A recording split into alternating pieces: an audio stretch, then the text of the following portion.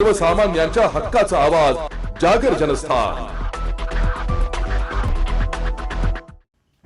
धारदार प्राणघातक तलवार बाळगणाऱ्या आरोपीला गुन्हे शाखा युनिट 2च्या पथकाने श्रीहरी लॉन्सच्या बाजूला आढावनगर येथे ताब्यात घेतले।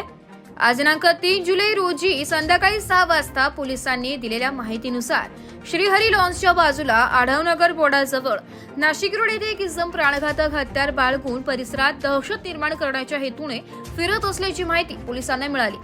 त्यानुसार सदर ठिकाणी सापळा रचून भूषण शालिग्राम खेडकर राहणार इंद्रनगर झोपडपट्टी कॅनल रोड जेल रोड याला ताब्यात घेण्यात आलाय। त्याच्या अंग जडतीत एक धारदार टोकदार स्टीलची तलवार आढळून आली आहे। तलवार जप्त करून पुढील तपासासाठी त्याला उपनगर पोलिसांच्या ताब्यात देण्यात आले।